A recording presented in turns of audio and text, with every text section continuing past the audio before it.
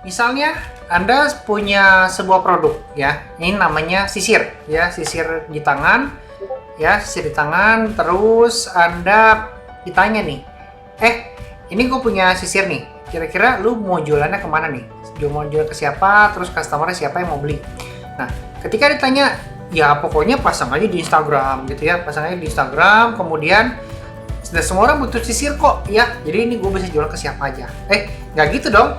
Jadi salah satu pertanyaan saya begini, kalau misalnya Anda disuruh jualan sisir ini, tapi ke biksu gitu ya, bisa nggak kira-kira? Kira-kira bisa nggak? Bisa ya? Bisa dong, bisa. Kan biksu kan biasanya botak ya, terus biasanya botak, terus disuruh jualan sisir. Ya, coba kira-kira Anda akan bagaimana cara jualannya? Nggak kepikir? Atau kepikir? Kepikir nggak? Nah, kalau yang kepikir, selamat ya, boleh tulis di kolom komentar di bawah sini. Kalau yang nggak kepikir, jadi kalau saya ditanya, bro, coba lu jualin sisir ini ke biksu ya, kan di kepalanya botak. Bayangan kita kan kalau orang yang jualan yang pakai sisir ini ya, kalau misalnya kita mau jualin sisir, pasti ke orang yang langsung pakai, betul ya. Nah, biksu kan botak, masa pakai sisir? Nah, kita bisa nawarin, Pak Biksu, ini jadikan sebagai cindera mata atau oleh-oleh, hehehe, gitu ya. Jadi kalau ada pengunjung yang datang ke kuil, mereka nyumbang, Pak Biksu bisa tawarin sisir ini ke mereka dengan potongan diskon misalnya karena sudah nyumbang. Seperti itu teman-teman ya. Jadi ternyata beda customer itu beda gaya nawarin, beda cara penulisan. Makanya di video kali ini kita kalau mau jualan harus ngerti yang namanya target market ya. Denny Santoso tuh suka ini, Denny Santoso by the way, itu kan mentor saya. Beliau selalu bilang kalau kita mau jualan itu harus selalu target market sampai bosan di tiap videonya kayaknya ngomong itu mulu ya. Tapi jadi nanam sih ke saya sih. Target market. Benar target market, karena beda target market, beda cara nawarin, beda penulisan, dan beda strategi. Biasanya seperti itu teman-teman ya. Jadi kalau kita sudah ngerti target marketnya siapa, maka kita bisa ngerti strategi pemasaran dan kawan-kawannya. Bagaimana cara membuat list ke target market yang sifatnya mau kita tawarin, maka kita harus kayak merinci dulu. Nah, di video kali ini kita akan membahas tentang yang namanya customer persona, di mana customer persona itu fungsinya untuk kita lebih mendetailkan, menspesifikan kepada siapa kita mau nawarin produk yang kita mau jualin. Ya, yuk kita mulai.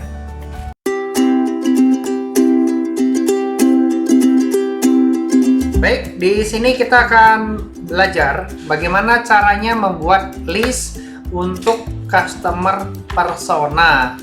Ya, pertama kita akan mulai dari buat daftar nama prospek. Jadi kalau misalnya kita pengen melist customer persona ya, jadi kan tadi listnya buat customer persona ya, kita bisa langkah pertama dari membuat daftar nama prospek. Ini semacam ngemodel gitu teman-teman ya. Jadi kalau kita sudah punya list, si A, si B, si C, ini kan teman-teman kita nih. Si D nih kira-kira nggak cocok nih, nggak cocok, nggak cocok, F nggak cocok. Si G cocok, Nanti biasanya akan terkumpul orang-orang yang karakternya mirip-mirip dari list yang kita kasih. Jadi kita udah ngebayangin orang-orangnya siapa aja yang mau kita tawarin sisir. Ya, itu buat membantu kita memfilter dan memudahkan kita untuk membayangkan seseorang yang pengen kita tawarin gitu. Yang berikutnya adalah membuat informasi latar belakang prospek. Ya, jadi kan si A, si B, si C tadi sama si G tuh. Dengan kita membuat informasi latar belakang prospek itu memudahkan kita untuk mengidentifikasi sifatnya gimana, lifestyle seperti apa, terus dia suka kemana aja, dan memudahkan kita juga untuk mengidentifikasi umur berapa aja sih, ya, umur berapa, terus laki atau wanita, status, pendidikan, dan sebagainya, ya. Itu bisa memudahkan kita. Terus yang berikutnya adalah memudahkan kita juga. Mereka itu seringnya sih lebih prefer mainnya di media channel yang seperti apa, ya. Jadi di manakah kita menemukan mereka atau prospek Anda, itu kita bisa terbantu gitu dengan database yang sudah kita bikin. Yang berikutnya adalah buat alasan kenapa orang harus beli produk Anda dan tidak beli produk Anda.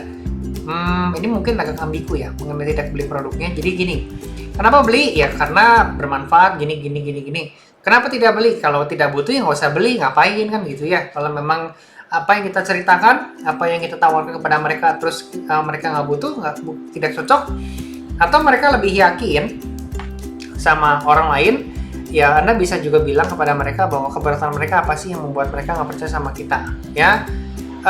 Intinya ini harus di list keberatan-keberatan apa aja dan kenapa harus beli produknya sama kita, bukan sama yang lain, gitu. Dengan kita melis hal seperti ini memudahkan kita untuk membuat kalimat penawaran dengan lebih terperinci. Yang berikutnya adalah tuliskan bagaimana caranya agar mereka bisa langsung merespon penawaran Anda. Ya, tentunya dengan seperti ini Anda harus ingat, tidak boleh lupa mengenai call to action. Anda pengen mereka menghubungi Anda tuh seperti apa? Apakah ke WhatsApp kah, ke nomor telepon, atau ke email dan sebagainya? Anda harus cantumkan, ya. Jadi ini poin penting setelah mereka tertarik terhadap penawaran Anda. Kalau nggak ada ini sama aja bohong, apa yang ditulis akan jadi sia-sia. Oke teman-teman, itu aja untuk tips tentang customer persona di video kali ini.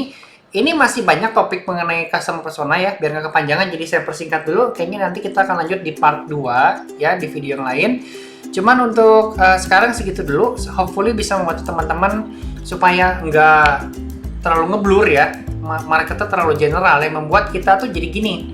Ya bagus sih, kita bisa jual ke semua orang, nawarin ke semua orang, bisa, bagus. Cuman ingat, memarketingkan suatu produk itu biasanya perlu waktu, tenaga, dan yang paling kadang-kadang kita terbatas itu adalah masalah biaya ya, budget. Kalau bermain Facebook Ads, nawarin seluruh Indonesia, apakah 1 juta per hari cukup? Bisa jadi cukup. Tapi kalau gini nih, kalau misalnya ke Jawa ya, Jawa Barat 1 juta per hari cukup. Tapi kalau ceritanya mau seluruh Indonesia, 1 juta per hari mungkin tidak cukup. Ya, jadi Anda harus bermain 10 juta misalnya gitu ya. Anda pengen nawarin sebanyak-banyaknya ke Indonesia ya, tapi waktu Anda cuma 24 jam, dimana ketemu per orang aja Anda harus ketemu atau follow up sekitar sejam gitu ya. Gimana caranya yang ratusan juta per orang? Di Indonesia kan ada 300 jutaan mungkin ya penduduk ya. Anda harus nawarin satu tuh ke 300 juta itu gimana ceritanya, kan susah dong. Makanya kita harus more spesifik biar kita tuh nggak kehabisan tenaga, nggak kehabisan waktu, sama nggak kehabisan biaya. Itu tujuannya bikin yang namanya customer persona ya. So itu aja di video kali ini. Seperti biasa, jika Anda suka tentang public speaking, communication skill, copywriting, ataupun NLP, please welcome buat subscribe channel Samuel Moses, klik tombol loncengnya, dan sampai jumpa di video berikutnya. Salam sukses untuk semuanya. Bye-bye.